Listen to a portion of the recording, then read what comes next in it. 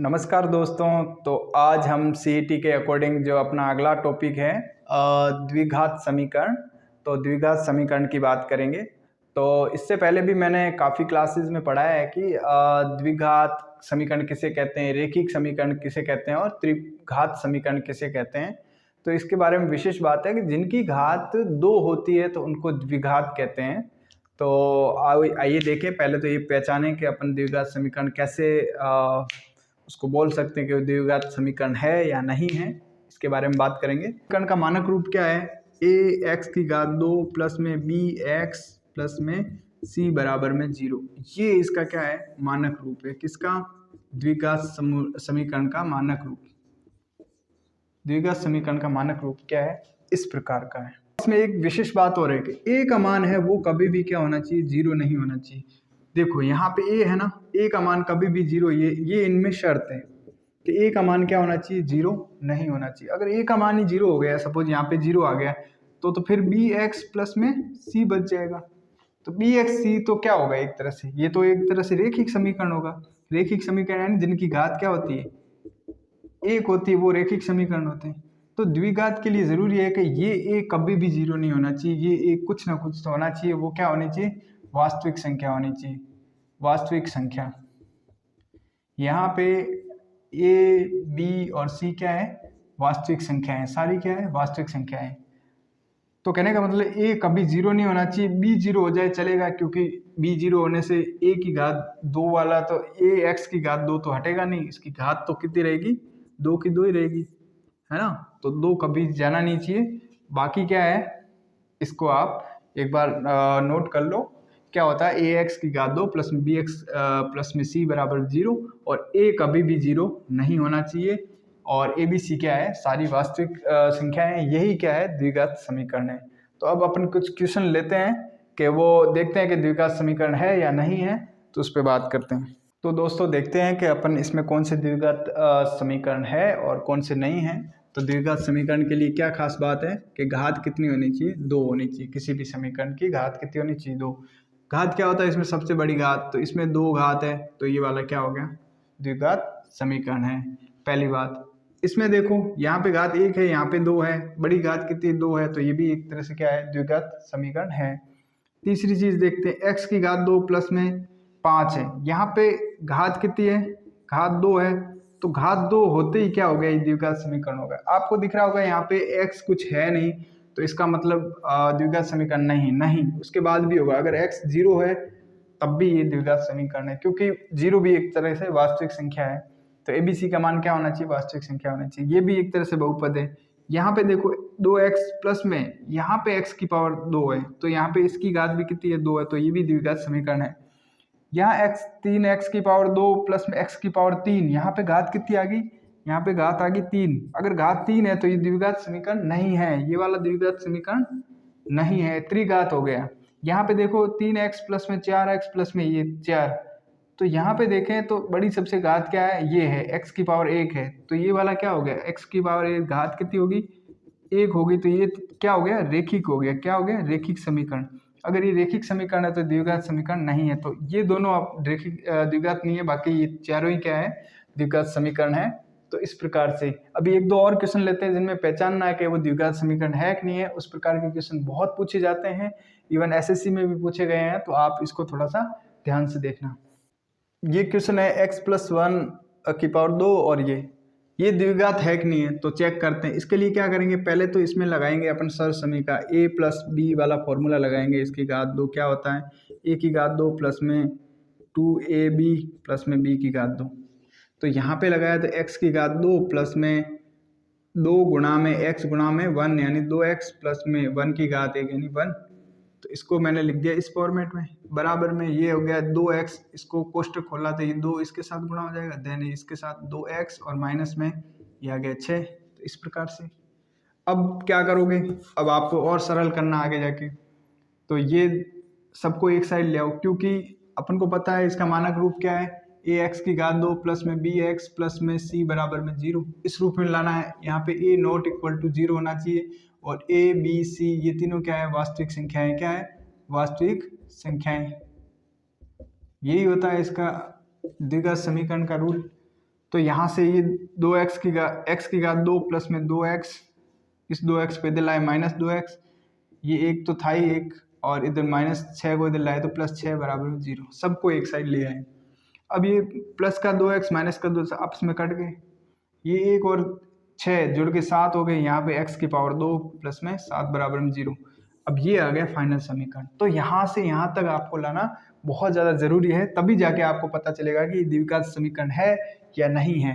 तो यहाँ से देख रहे हैं कि यहाँ घात कितनी आ रही है, इसकी घात आ रही 2, तो इसका मतलब ये क्या है, एक तरह से द्विघात समीकरण है। इसी प्रकार और एग्जाम्पल लेते हैं, एक और क्वेश्चन देखो। अब ये इस प्रकार, तो इनको क्या करोगे आप, कोष्टक सॉल्व करना आपको आना चाहिए। तो कैसे करोगे, ये पहले इस x से गुणा होगा, देन ये इससे होगा। तो पहले तो आप क्या करो, इनको x की पावर 2 को ज़्यादा पोटेंशियल दो, बाकी पूरा सॉल्व करने की ज़रूरत नहीं है। इस प्रकार के क्वेश्चन आएंगे, आपको लंबा जाने की ज़रूरत नहीं। आपने इस x को इस x के साथ गुणा किया तो x की पावर 2 आ गया, फिर इस x को इसके साथ किया तो 11x आ गया, यहाँ से मान लिया। फिर ये 2 जब गुणा होगा तो यहाँ पे 2x होगा, ये होगा तो कुछ संख्या आएगी। आगे बात समझ, तो इसको ऐसे लिख दो, सिर्फ इतना ही लिखो। बाद में इधर x की पावर ये, तो x की पावर 2 आ गया यहाँ से, और ये इसके साथ होगा तो 3x, ये कुछ होगा। अब दोनों साइड देखो, इधर x की पावर 2 है, इधर भी x की पावर 2 है। जब ये x की पावर 2 इधर आएगा तो -x की पावर 2 हो जाएगा, तो ये तो आपस में कट जाएंगे, पीछे क्या बचेगा, ये चीज़। आगे बात समझ। तो इस प्रकार से आप इसको सरल से सॉल्व करते हैं। दोनों x की पावर, तो घात तो 2 तो रहेगी नहीं, 2 घात नहीं रहेगी, द्विघात समीकरण नहीं हो सकता। अगर आप चाहो तो मैं इसको पूरा सॉल्व करके दिखा सकता हूँ, जो कैसे होगा देखो। ये इससे गुणा होगा x की पावर 2, ये फिर होगा प्लस में 11x, ये इससे गुणा होगा तो -2x, और ये इससे गुणा होगा तो -22, और इधर क्या आ गया, x की घात 2 और ये x के यानी 3x, फिर ये माइनस हुआ -1x और इधर -3, इस प्रकार से। अब क्या किया मैंने, सबको इधर वालों को इधर लाया, क्योंकि ax की घात 2 प्लस bx प्लस c बराबर 0 के फॉर्मेट में लाना है मुझे। तो मैंने वही किया, x की घात 2 प्लस में 11x माइनस में 2x माइनस में 22, और इसको इधर लाया तो -x ये हो गया, ये -3x हो गया, ये माइनस था तो ये प्लस का x हो गया, ये माइनस था तो प्लस हो गया, बराबर में 0 हो गया। आगे बात समझ। यहाँ से x है, घात 2 है, यहाँ पे ये x की घात 2 -x की घात 2, ये आपस में दोनों कट गए, 0 हो गए। यहाँ पे -2x है, ये +2x है, तो -2x + 2x, ये आपस में थोड़े से क्या हो गए, जुड़ गए, घट गए, ये x वाले जुड़ेंगे घटेंगे। आगे बात समझ। तो ये सारे x वाले जुड़ गए घट गए। अब मुझे बताओ कि ये दोनों आपस में कट गए, तो इसकी घात होगी जो, वो घात अब 2 तो रहेगी नहीं, क्योंकि दोनों 2 वाले तो कट गए, और तो किसी की 2 है नहीं, तो घात या तो होगी 1 या ये आपस में कट गए, कुछ नहीं रहेगी। तो यानी द्विघात समीकरण तो ये बिल्कुल ही नहीं है। तो यहाँ से ऐसे सॉल्व करते हैं। द्विघात समीकरण के मूल, द्विघात समीकरण के मूल कैसे निकालते हैं वो चीज़ देखो। तो सबसे पहले मैंने एक समीकरण लिया, 2x की घात 2 प्लस में 5x और प्लस में 3 बराबर में 0। तो इसके मूल कैसे निकालते हैं, मूल यानी कहने का मतलब x का क्या क्या मान आए जहाँ पे ये शून्य पूरा संतुष्ट हो जाए, यानी मतलब ये पूरा समीकरण क्या हो जाए, संतुष्ट हो जाए। ऐसा वाला x का क्या मान होगा जहाँ उस x के मान को यहाँ पे रखें तो पूरा ये समीकरण क्या हो जाए, संतुष्ट हो जाए। तो वही उसके मूल होते हैं। मूल यानी द्विघात समीकरण के मूल और द्विघात बहुपद होता है ना, बहुपद के क्या होते हैं, शून्यक। ये दोनों ही एक ही चीज़ है, क्या है, एक ही चीज़ है, मूल और शून्यक एक ही चीज़ है। ये होता है द्विघात समीकरण में मूल बोलते हैं, और द्विघात बहुपद की बात आए तो वो क्या होता है, शून्यक होता है। शून्यक क्या होता है, x का ऐसा मान जो इस पूरे समीकरण को क्या कर दे, 0 कर दे। और मूल का भी मतलब ये कि x के क्या क्या मान आएंगे जो इसको क्या कर देंगे, 0 कर देंगे। तो देखो इसमें ज़्यादा दिमाग नहीं लगाना है, आपको ये कैसे करना है वो तरीका आपको आना चाहिए, वो तोड़ने वाला वो चीज़ आ गई तो आपको द्विघात समीकरण में आप कहीं भी फंसने वाले नहीं हो। तो उसी पे बात करते हैं। तो देखो यहाँ पे क्या करना पड़ता है, ये जैसे फॉर्मेट होता है ax की घात 2 प्लस में bx प्लस में c, ये चीज़ होती है।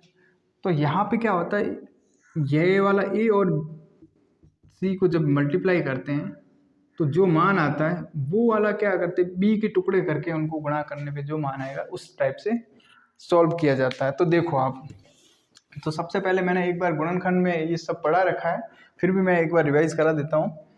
2 और 3 को गुणा करो, 2 गुणा में 3, एक्स की पावर 2 वाले को और सिंपल संख्या वाले को 5 जो एक्स के साथ मल्टीप्लाई में है ना बी मान, उसको छोड़ दो, एक्स की पावर 2 वाले के साथ जो गुणा है और लास्ट में जो संख्या से गुणा है उन दोनों को गुणा करो। 2 गुणा 3 कितना हो गया, 6 हो गया। कितना हो गया, 6।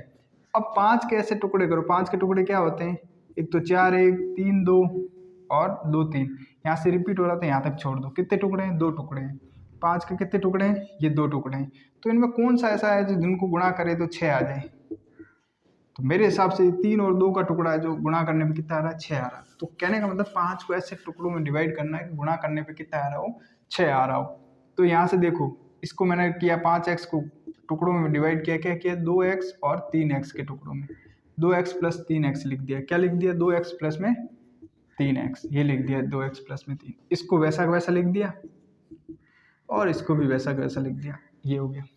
अब क्या करो, 2 आगे वाले और 2 पीछे वाले, इनको ले लो।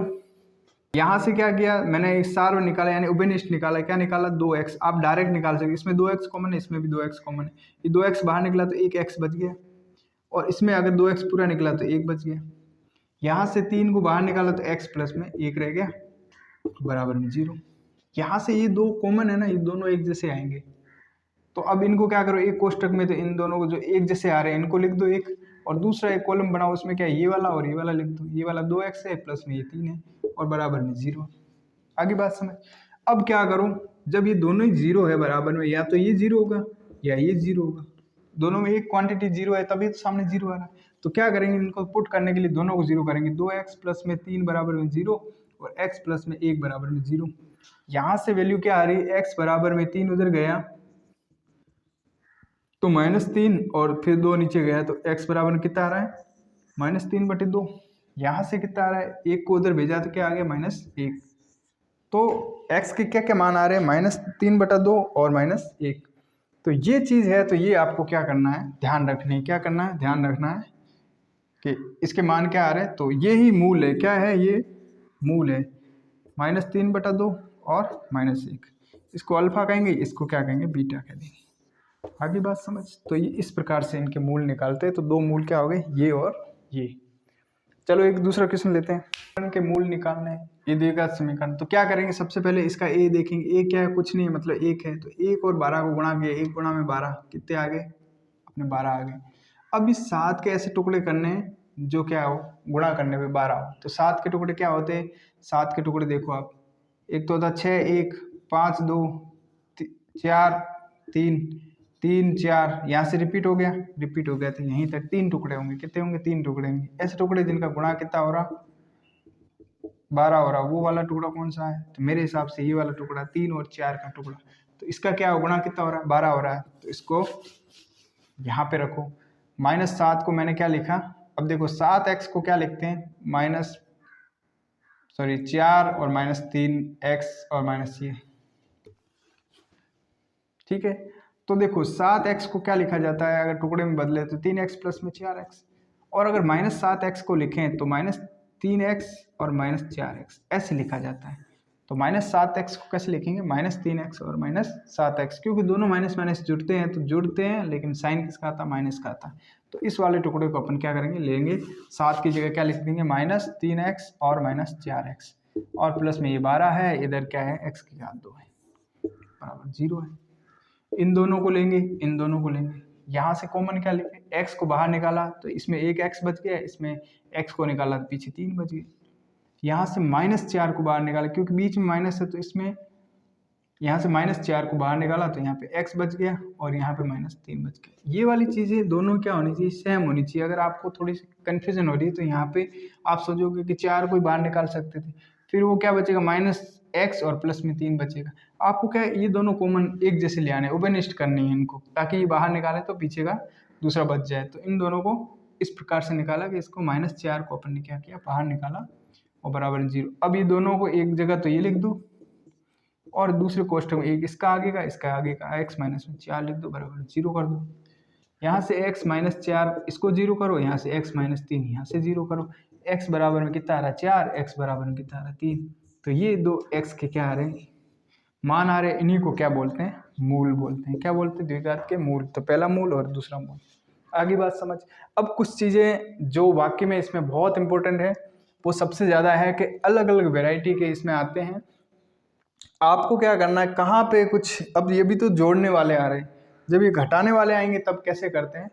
तो मैं कुछ प्रकार आपको बताता हूँ जहाँ पे घट के आते हैं। यहाँ पे जैसे 7x का माइनस 3x 4x जुड़ के आए, तो कहीं भी घट के भी आएंगे, वो वाले केस देखते हैं, वो सबसे ज़्यादा इंपॉर्टेंट है, उनके मूल पूछे जाते हैं, उसी के बारे में बात करते हैं।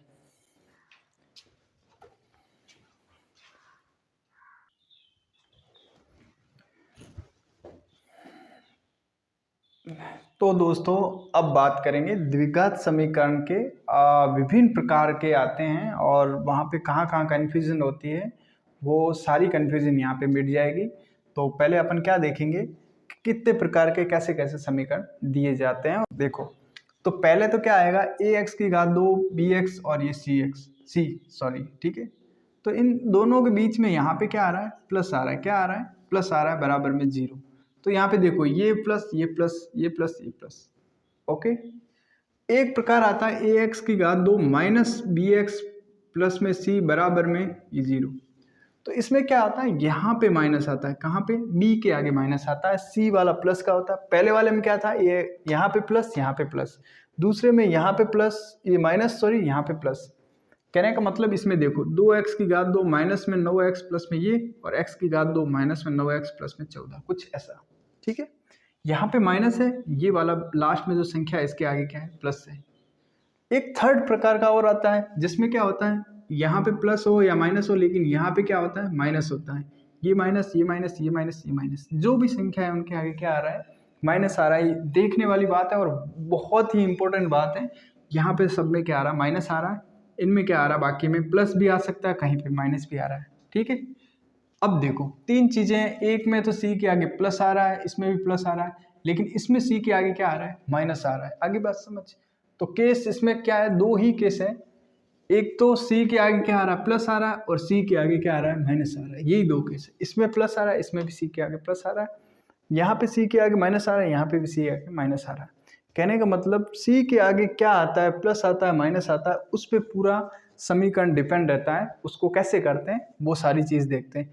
तो ये दोनों सी के प्लस वाले हैं, ये दोनों माइनस वाले हैं। तो पहले प्लस वालों को करते हैं।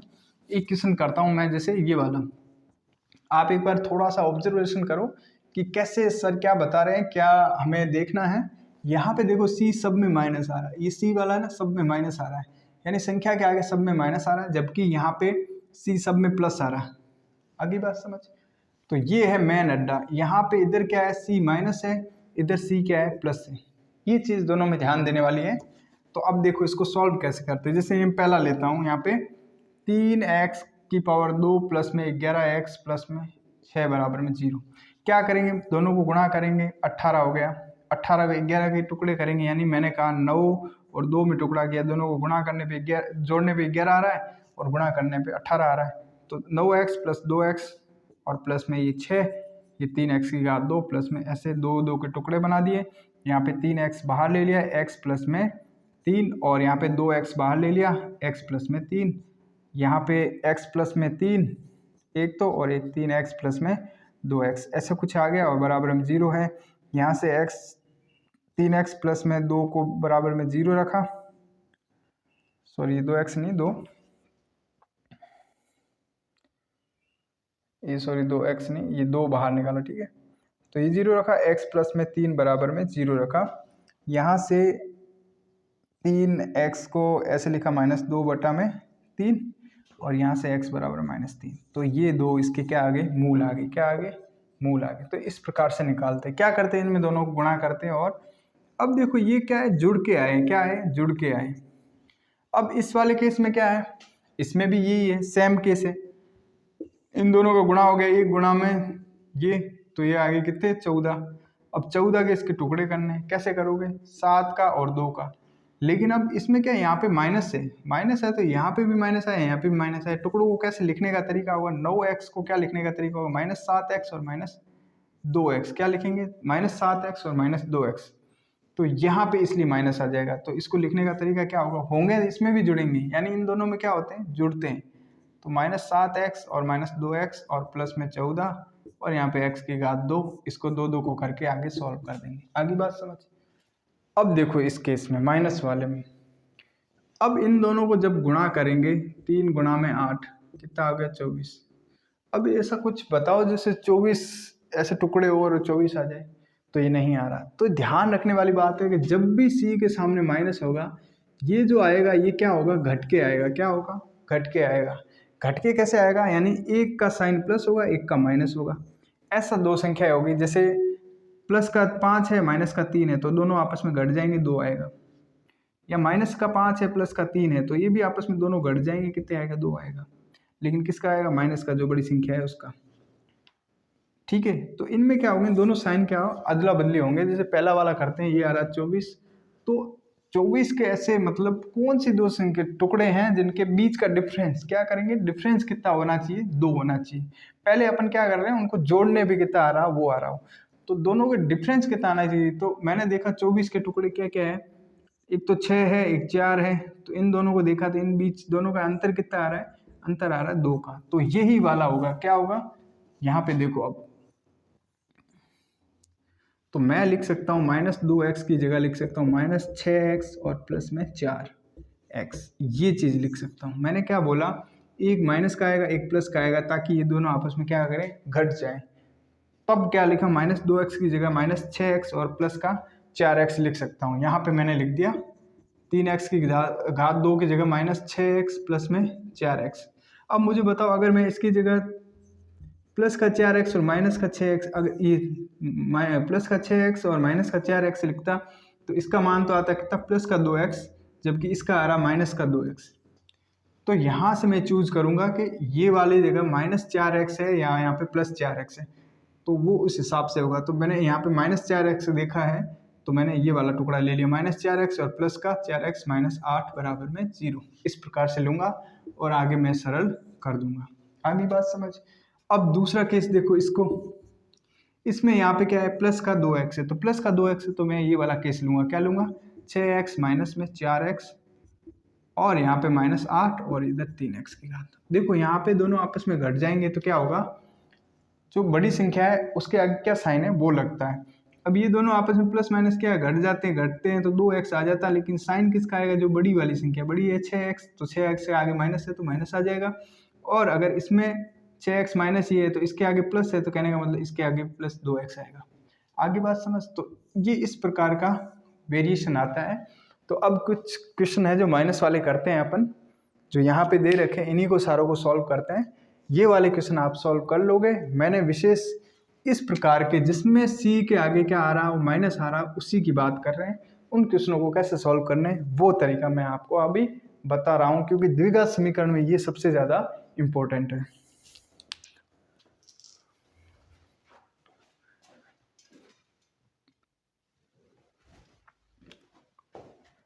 तो दोस्तों देखो, अभी मैंने एग्जाम्पल लिया जहाँ पे सी, ये वाला सी है, सी के आगे क्या है, माइनस है, सी के आगे, इधर भी सी के आगे क्या है, माइनस वाला केस, ये वाला केस ले लिया।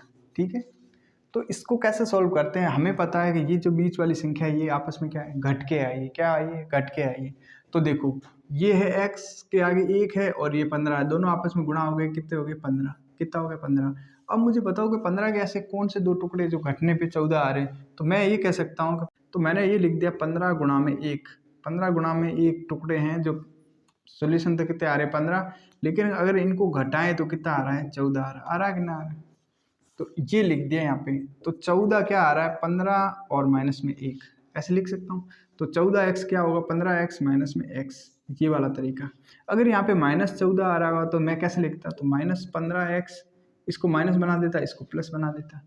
वो क्यों बनाता, क्योंकि जब प्लस और माइनस आपस में दो अलग अलग साइन होते हैं तो आपस में घटते हमेशा है।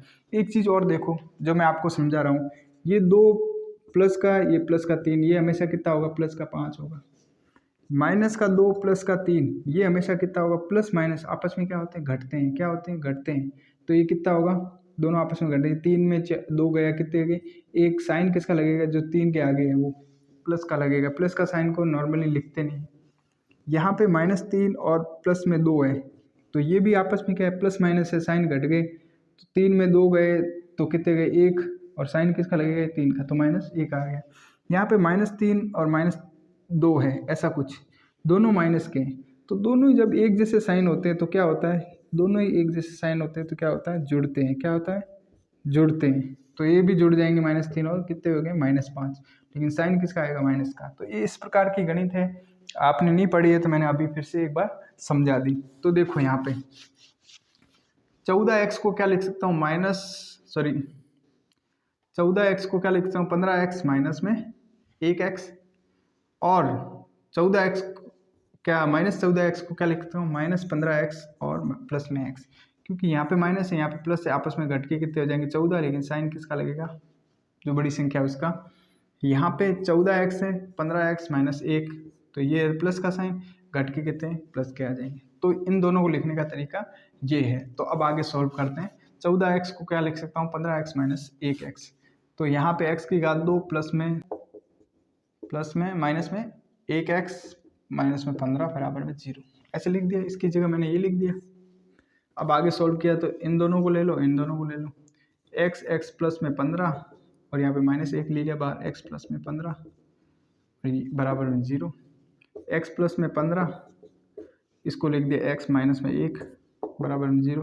तो यहाँ से इसको 0 किया तो x बराबर में 1 आ गया, इसको 0 किया तो x बराबर में -15 आ गया। तो ये दो बराबर क्या आ गए, मूल आ गए। अगली बात समझ, यहाँ पे देखते हैं अपन, तो यहाँ पे है -14, इन दोनों को गुणा किया तो कितना आ गया, 15, लेकिन -14 को ऐसे कैसे टुकड़ों में बांटे कि ये आ जाए, तो -15 और +1, -15 और +1 कितना होता है, -14 होता है कि नहीं होता है, और इन दोनों का गुणा करने पे भी कितना आ रहा है, 15 आ रहा है। तो अपन क्या करेंगे, 14 की जगह लेंगे -15x और यहाँ पे प्लस में 1x माइनस में 15 इधर का x, ये पूरा लिख दिया। इसकी जगह क्या लिख दिया, ये वाली चीज़ लिख दी, बराबर में 0। यहाँ से x कॉमन लिया, x -15, और यहाँ पे -1 कॉमन लिया, एक कॉमन लिया तो x -15 बराबर में 0। यहाँ से x प्लस में 1 और x माइनस में 15 बराबर 0, इसको 0 किया तो x बराबर में -1 आ गया, और इसको 0 किया तो x बराबर में क्या आ गया, 15 आ गया। तो ये दो इसके मूल आ गए। कहने का मतलब जब भी यहाँ पे साइन c क्या हो, माइनस में हो, c क्या हो, यहाँ पे माइनस में हो, तो ये दोनों आपस में घट के आएंगे। तो देखा दोस्तों, अभी आपने गुणनखंड विधि से जो द्विघात समीकरण उनके मूल निकालने के तरीके जाने आपने, और मैंने काफ़ी अच्छा बताया। अगर फिर भी आप अगर आर्ट्स बैकग्राउंड से हो, आपको नहीं बैठ रहा, तो इसका डायरेक्ट फॉर्मूला भी होता है, तो आप उससे भी कर सकते हो। तो डायरेक्ट फॉर्मूला देख लो आप, ये प्रथम मूल निकालने का अगर अपना फॉर्मेट क्या है, मानक रूप क्या है इसका, ये वाला भाई, किसी द्विघात समीकरण का मानक रूप ये है। इसमें ये a है, ये b है, ये c है। इन तीनों को लेते हुए जो मूल निकालेंगे अपने, वो क्या होंगे, प्रथम मूल, दो मूल आते हैं द्विघात समीकरण के, हमेशा कितने होते हैं, दो मूल होते हैं। कितने होते हैं, दो मूल। तो पहला मूल ये है, दूसरा मूल ये है। पहला मूल में क्या है, कुछ नहीं है, दूसरे और पहले में यहाँ पे प्लस है, यहाँ पे माइनस है, बाकी वही का वही फॉर्मूला है। तो आप क्या करो, एक बार वीडियो पॉज करो और इस फॉर्मूले को रट लो, आपको मूल का क्वेश्चन आते ही आप फटाफट कर लोगे। तो आप एक बार, और जब द्विघात समीकरण दे रखा तो मूल का क्वेश्चन गारंटी बनता है, और मूल का क्वेश्चन ही आएगा। तो आप क्या करो, इसको एक बार वीडियो पॉज करो और दोनों फॉर्मूलों को याद करो, इसको और इसको, इन दोनों का भी याद करो, देन मेरा वीडियो देखो वापस। तो दोस्तों देखो, मैंने एक समीकरण ये ले लिया, और इसको क्या करेंगे, द्विघाती जो सूत्र है उससे अपन इसके मूल ज्ञात करेंगे। आगे बात समझ, क्या करेंगे, इसके मूल ज्ञात करने। तो देखो क्या करेंगे, उसमें ये फॉर्मेट होता है a की x की घात bx प्लस में c बराबर में 0। यहाँ से इस फॉर्मेट के हिसाब से यहाँ a क्या होगा, 2, b क्या होगा, ये वाला 4, और c क्या होगा, ये वाला 2। ये चीज़ आ गई। अब क्या करेंगे, फॉर्मूला लगाएंगे। फॉर्मूला क्या है, -b plus minus b² minus 4ac बट्टे में 2a, ये वाला फॉर्मूला है। एक प्लस होगा, एक माइनस होगा, एक मूल ये आ जाएगा, एक माइनस में आ जाएगा, इसलिए ये प्लस माइनस लगाएं। ठीक है, तो ये वाले मूल का फॉर्मूला। तो यहाँ पे पहले लगाओ, सीधा लगाओ -b/, तो माइनस बी क्या है, माइनस बी है -4 और प्लस माइनस बी की घात 2 यानी 16 -4 गुणा में ए गुणा में सी यानी 2 गुणा में 2 और बट्टे में क्या है 2 गुणा में ए 2। यहाँ से क्या निकला -4 प्लस माइनस ये आ गया 16 और इनका गुणा भी कितना आ गया माइनस में 16 और बट्टा में क्या आ गया 4। तो कहने का मतलब ये 16 - 16 हो गए कितने हो गए, ये पूरा ये तो 0 हो गया। तो -4 बट्टे में क्या आ गया 4 आ गया। आगे बात से तो -4 बट्टे में 4 आ गया। यहाँ पे ये कितना आ गया -1 आ गया, -1 प्लस 0 -1 -0, ये दोनों का मान कितना आएगा -1 -1। तो दो मूल कितने आ गए अपने, ये आ गए। अब देखो मूल कैसे होते हैं, यहाँ पे प्लस माइनस आया ना, तो ये आ गया -4 प्लस माइनस 0 बट्टे में 4। तो पहला तो अपन ने ले लिया प्लस का और यहाँ पे ले लिया माइनस का, ये पहला मूल ये दूसरा मूल, इस प्रकार से लिया। तो ये वाला आ गया -1 और ये वाला भी आ गया -1, तो दोनों मूल अपने ज्ञात हो गए। तो इस प्रकार से डायरेक्ट फॉर्मूला लगा के कर सकते हो। तो आपको वो सब करने की या गुणनखंड विधि की ज़रूरत ही नहीं है, आप इस फॉर्मूले को याद कर लो, इसको एक बार याद करने की ज़रूरत है और सारे क्वेश्चन आपके बन जाएंगे। इसके मूल ज्ञात करो, ये द्विघात समीकरण है, इसके मूल ज्ञात करने हैं। इस बार अगर कोशिश भी करें गुणनखंड विधि से तो बहुत ज़्यादा डिफिकल्ट पड़ने वाला है। तो गुणनखंड विधि से तो बहुत ज़्यादा इजी पड़ेगा आपका कौन सा, द्विघाती सूत्र। तो द्विघाती सूत्र से अपन क्या करेंगे, द्विघाती सूत्र तो क्या होता है -b plus minus 4 sorry b की घात 2 -4ac और बट्टे में 2a, ये होता है द्विघाती समीकरण। तो द्विघाती सूत्र से क्या करेंगे, इसको ज्ञात करेंगे। तो पहले तो इसके ए बी सी निकालो, a कितना है 5 है, b कितना है -6 है और c कितना है -2 है, ये निकाल दिए, ये -2 तीनों के मान निकाल दिए। अब यहाँ से निकालो -b यानी -6। यहाँ ये भूलना नहीं है कि -6 है तो आपने -b डायरेक्ट -6 लिख दिया। फिर प्लस माइनस b² यानी ये 6 की घात -6 की घात 2 माइनस में 4 गुणा में a कितना है 5 गुणा में c कितना है -2 बट्टे में 2 गुणा में a कितना है 5 है। ठीक है सर, यहाँ पे -6 और माइनस ये आपस में माइनस प्लस हो गए, +6 आ गए और प्लस माइनस यहाँ तो लगाया हुआ है, इसमें कितना आ गया 6 की पावर 36 और ये माइनस का माइनस प्लस हो गए 20 गुना में कितना आ गया 40, कितना आ गया 40 बट्टे में कितना आ गया, ये आ गया 10। तो यहाँ से क्या होगा 6 प्लस माइनस और कितना आ गया, ये आ गया 76 बट्टे 10। इसको आगे देखते हैं, तो यहाँ से डायरेक्ट देखते हैं सोल्यूशन, यहाँ पे 19 आ रहा तो कुछ इसको और फर्दर सॉल्यूशन करना पड़ेगा। 6 प्लस माइनस में 76 को क्या किया मैंने 4 गुणा में 19 लिख सकता हूँ, क्या लिख सकता हूँ 4 गुणा में 19, 4 गुणा 19 बट्टे 10। अब यहाँ से क्या हुआ 6 प्लस माइनस 4 को फिर बाहर ले लिया 4 का, तो ये कितना होगा 2 बाहर आ गया। 4 को अगर रूट में लेते हैं, यहाँ पे देखो रूट 4 होता है ना, अगर तो रूट 4 को अपन 2 लिख सकते हैं। क्या है जैसे 4 गुणा में 7 हो और रूट हो तो 4 का तो रूट 2 बाहर आ जाएगा और 7 बन जाएगा। ऐसे वहाँ पे 19 गुणा में 4 है तो ये 4 बाहर आ गया 19 अंदर रह गया और बट्टे नीचे में कितना आ रहा है 10 आ रहा है। ठीक है, अब यहाँ पे 2 सब में कॉमन है, क्या है यहाँ पे लिखो, देखो अब 2 रूट बन गए 6 प्लस माइनस 2 रूट 19 बट्टे में 10। अब मैंने सबको 2 से काट दिया, इसको 2 से काटा 3, ये 2 कट गया, ये कितना आ गया 5, कितना आ गया 5। तो ये अब क्या बन गया 3 प्लस माइनस रूट 19 बट्टे में क्या आ गया 5। इसका मतलब क्या है, एक तो है 3 प्लस में रूट 19 बट्टे 5 और एक है 3 माइनस में 19 बट्टे 5। तो ये पहला रूट ये दूसरा रूट, ये प्लस माइनस है, इनका मतलब यही होता है, एक प्लस रख दो एक माइनस रख दो। तो ये वाली बात है। तो यहाँ पे कौन सा आ रहा है, ये वाला पहला ऑप्शन सही हो रहा है, तो पहला ऑप्शन अपना सही है। बहुत ही अच्छा क्वेश्चन है, आपको ये द्विघाती समीकरण आना चाहिए। द्विघाती समीकरण आ गया तो आप पूरा क्वेश्चन सॉल्व कर लोगे।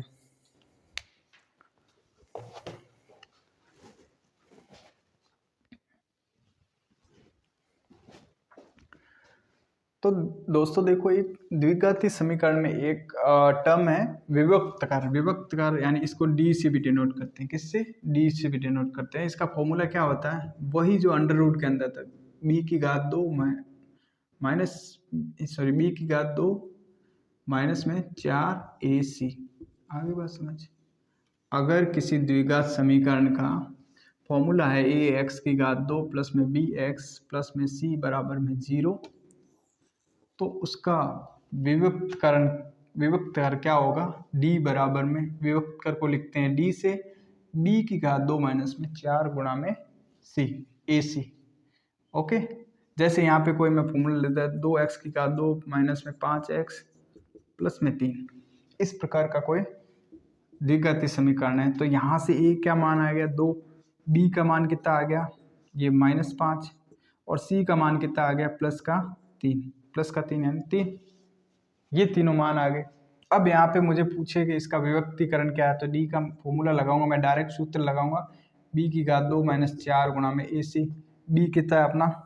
-5 की घात 2, फिर माइनस में 4 गुणा में ए कितना है? 2 है, तो ये लिख दिया 2।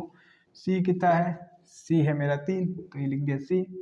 तो यहाँ से लिख दिया, ये आ गया 25, और माइनस में 4 गुणा में ए गुणा में 8 गुणा, तो कितना हो गया ये?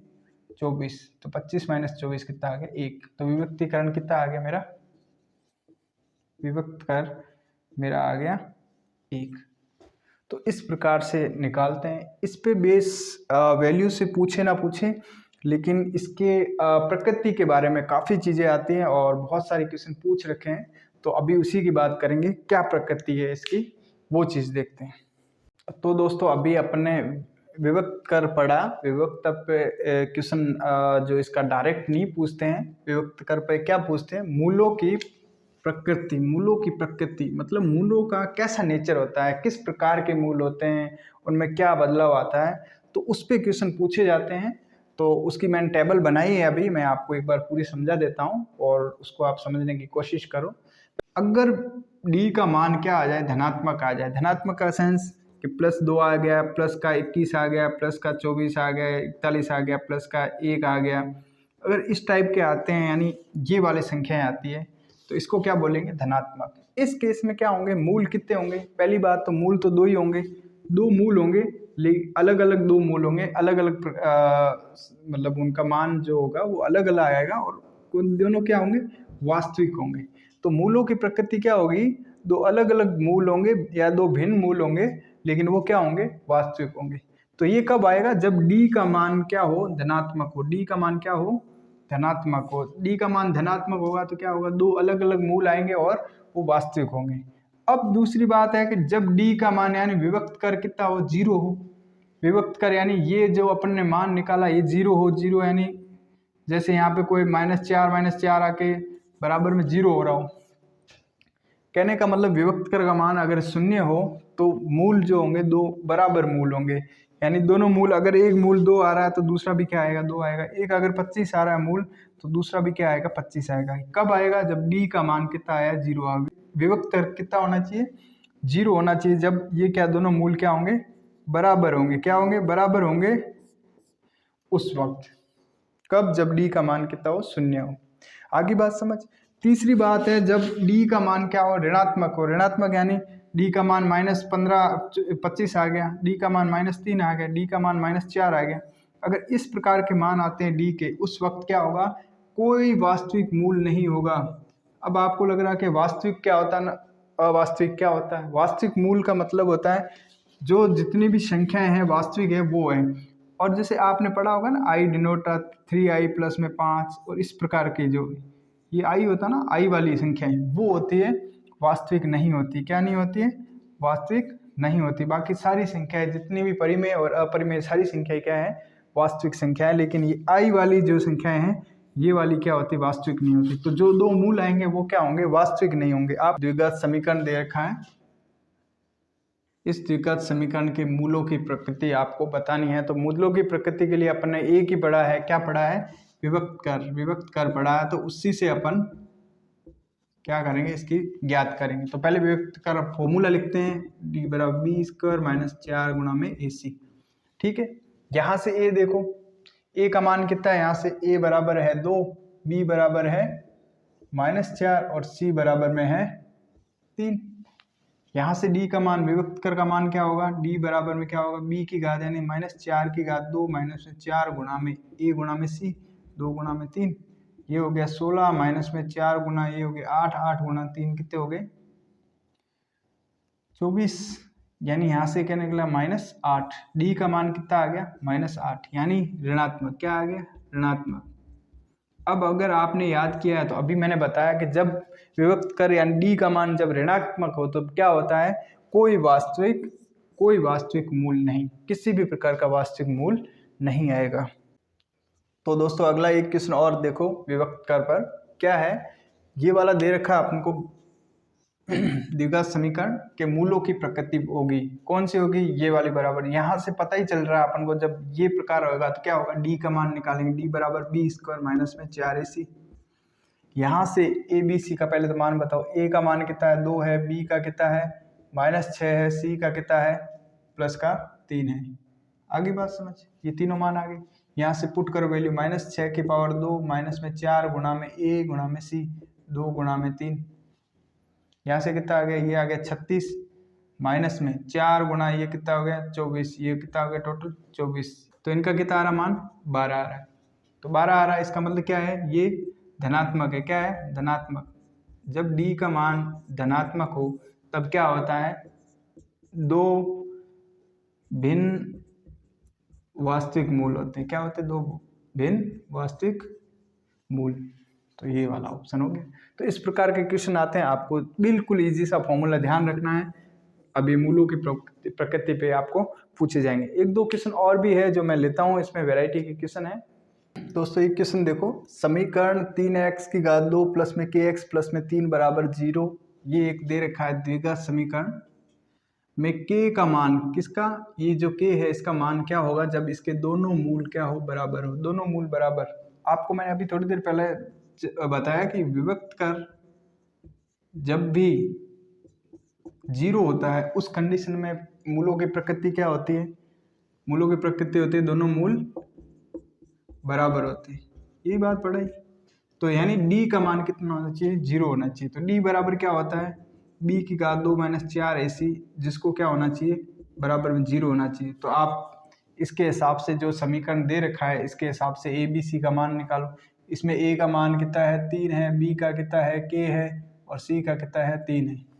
यहाँ से b का मान d का मान निकालो, b की घात 2 यानी k की घात 2 माइनस में 4 गुणा में a गुणा में c 3 गुणा में 3, ये कितना हो गया, जो भी आएगा d का मान वो कितना हो गया 0 के बराबर में होगा। क्यों होगा 0 के बराबर, क्योंकि दोनों मूल क्या है बराबर है। तो इसका मान कितना हो गया 0, तो इस पूरे का मान कितना हो गया 0 के बराबर कर दिया। तो k की घात 2 माइनस में 36 बराबर में 0, k की घात 2 बराबर में ये उधर गया तो 36, k बराबर में क्या आ गया 6, कितना आ गया 6।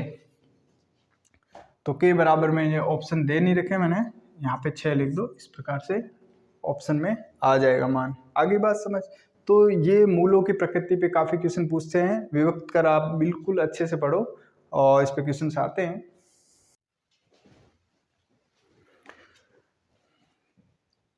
तो दोस्तों देखो, अभी द्विघात समीकरण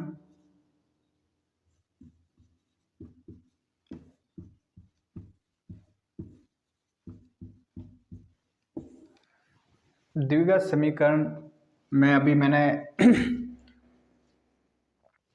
तो दोस्तों द्विघात समीकरण में मैंने अभी जैसे बताया कि जो मूल होते हैं उनकी संख्या कितनी होती है, मूल होते हैं उनकी 2 संख्या होती है। तो उन मूलों को क्या लिखने में प्रेजेंट करते हैं, एक को अल्फा एक को बीटा। आगे बात समझ। तो इन पे भी कुछ बेस्ड क्वेश्चन है, थोड़ा सा कंसेप्ट है, पहले उसको समझो, फिर एक दो क्वेश्चन करेंगे तो वहाँ से बात समझ आ जाएगी। तो एक तो होता है मूलों का योग, मूलों का योग यानी अल्फा प्लस में बीटा। एक होता है मूलों का गुणनफल। तो मूलों का गुणन यानी अल्फा गुणा में बीटा। तो ये दो फॉर्मूले होते हैं, इसके लिए मैं एक बार लिख देता हूँ इसको। अल्फ़ा प्लस जब योग करते तो माइनस बी बटा में ए आता है, और जब यहाँ पे गुणा करते तो सी बटा में। तो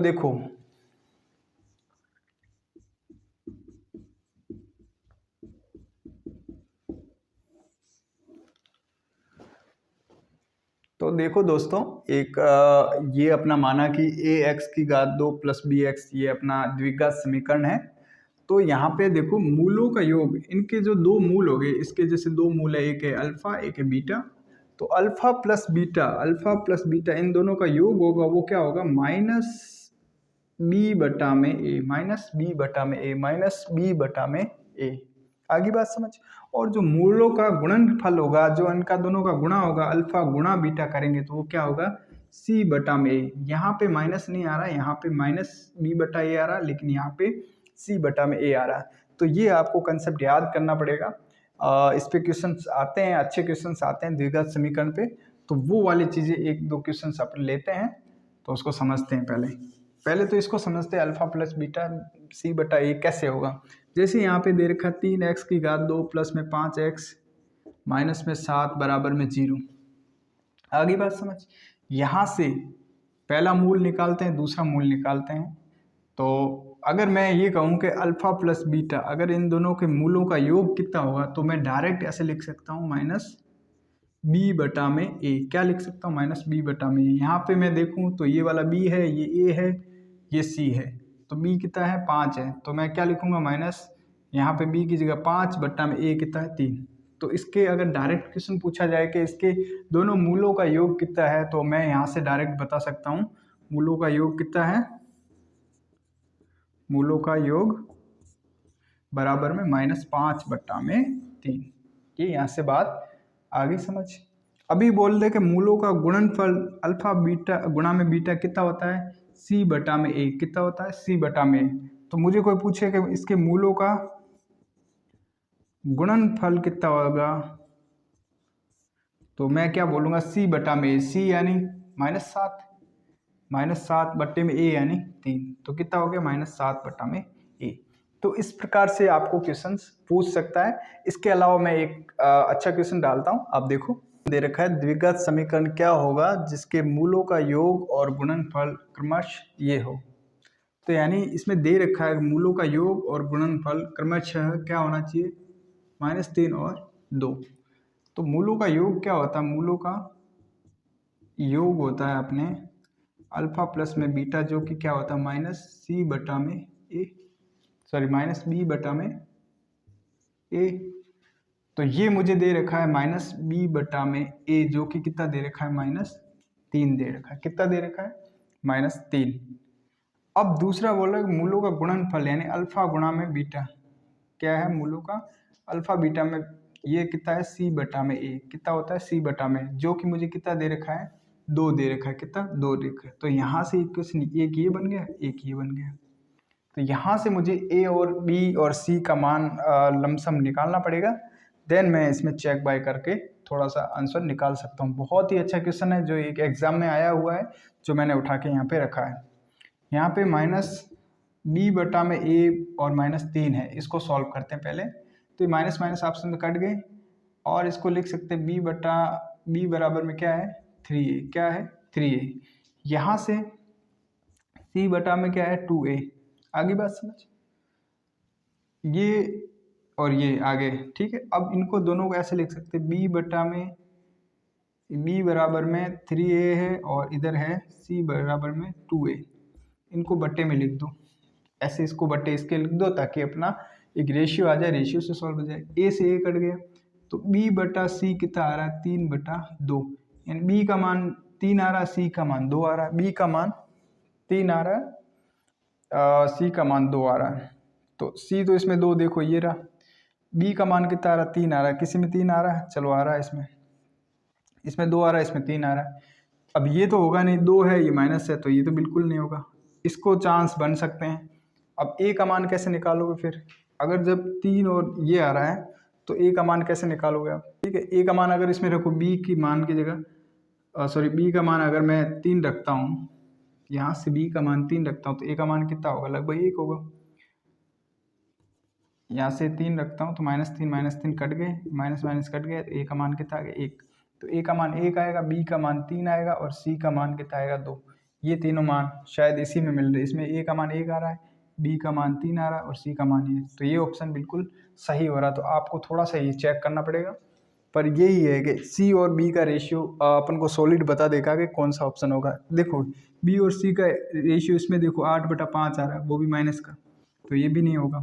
इसमें कितना आ रहा है 3/2 आ रहा है, b/c आ रहा है, तो ये सही है। यहाँ पे कितना -3/2 आ रहा है, जो कि नहीं होगा क्योंकि वहाँ पे 3/2 है। यहाँ पे कितना आ रहा है b/c 4/7 आ रहा है, जो कि नहीं है। तो इस प्रकार से ये वाला ऑप्शन सही हो जाएगा।